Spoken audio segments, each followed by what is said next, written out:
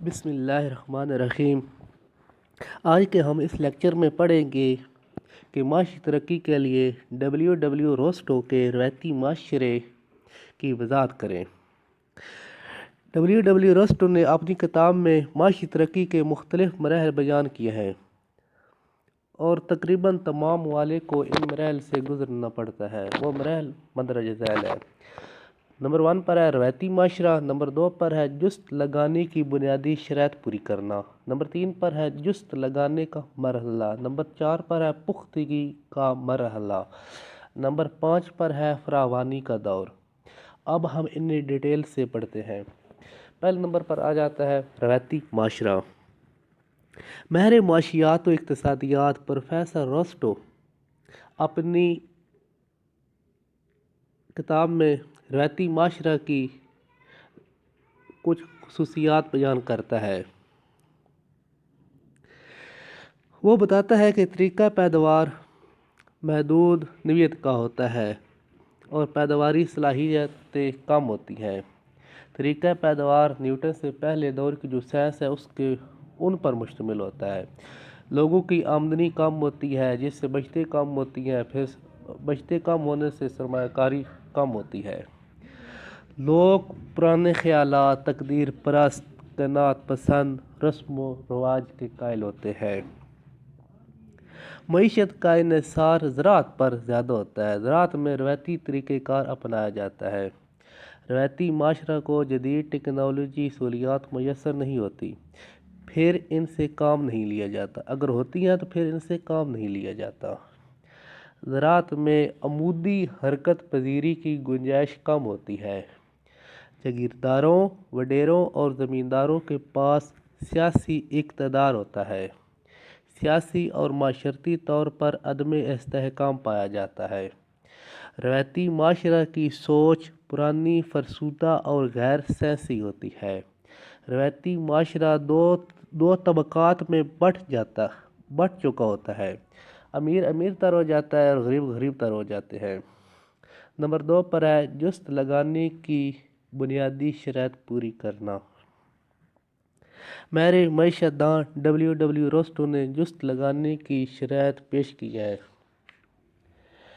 اس میں افراد میں اقتصادی ترقی کی خواہش پروان چڑھتی ہے۔ افراد جدید سائنس کی طرف راغب ہوتے ہیں۔ اس مرحلہ پر روایتی معاشرہ کا جمود ٹوٹ جاتا ہے، سرمایہ کی مقدار میں اضافہ ہوتا ہے، منڈی میں وسعت آتی ہے، عالمی اقتصادی مقابلہ پروان چڑھتا ہے، تعلیم پھیلنے لگتی ہے، تاجرین بچتوں سے سرمایہ کاری کرنے پر راضی ہوتے ہیں، اندرونی اور بیرونی تجارت کو وسعت ملتی ہے، مالیاتی اداروں اور بینکوں کا قیام عمل میں آتا ہے، آمدنی میں اضافہ سے بچت اور سرمایہ کاری میں اضافہ ہوتا ہے۔ نمبر 3 پر ہے جست لگانے کا مرحلہ۔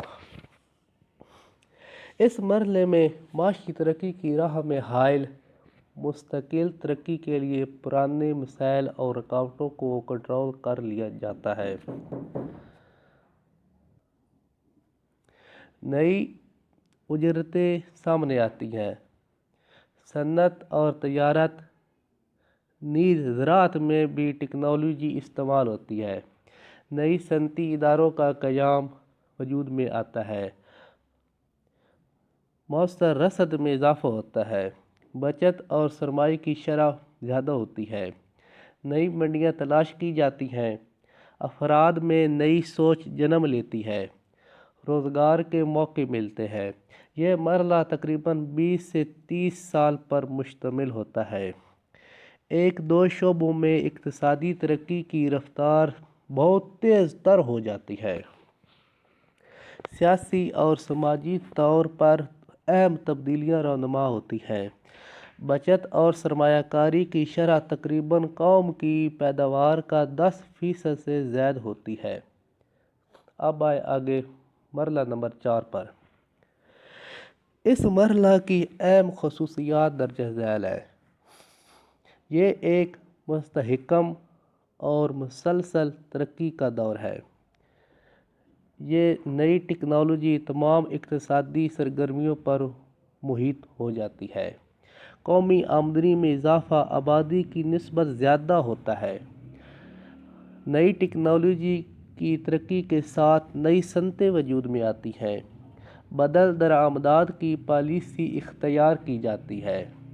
سرمایہ کاری قومی پیداوار کا 20% تک ہو جاتی ہے۔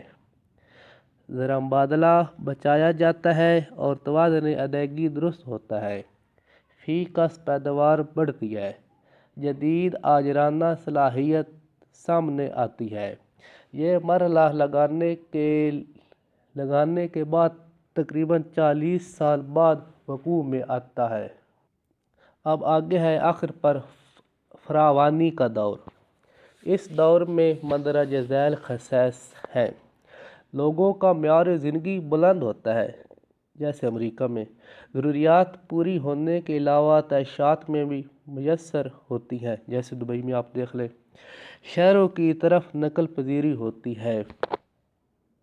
جمعیت محنت میں اضافہ ہوتا ہے۔ حکومت کی طرف سے عوام کی بہتری کے لیے پروگرام شروع کیے جاتے ہیں۔ فلاحی ریاست کے قیام کی جدوجہد ہوتی ہے۔ لوگوں کی روایتی سوچ ختم ہوتی ہے۔ افراد ملت اقتصادی کوشش میں بھرپور حصہ لیتے ہیں۔ ملک میں پائیدار اور دیرپا اشیاء تیار کی جاتی ہیں۔ یہ تھے اس کے 5 جو اس نے مراحل روسٹو نے پیش کیے۔ اب اس پر کچھ ناقدین نے اعتراض بھی کیا ہے۔ وہ کہتے ہیں کہ یہ نظریہ ایک عام بات بتاتا ہے، جامع اور ٹھوس تصورات پیش نہیں کرتا۔ اقتصادی ترقی کے مختلف مراحل میں فرق نہیں کیا جا سکتا۔ اقتصادی ترقی کی تعریف مختلف حصوں میں عدم تقسیم پذیر ہے۔ یہ نظریہ صرف نئی ٹیکنالوجی کی ترقی کی طرف اشارہ ہے۔ اگر آپ کو میری یہ ویڈیو پسند آئے تو اسے شیئر اور لائک ضرور کریں اور میرے چینل کو سبسکرائب ضرور کریں۔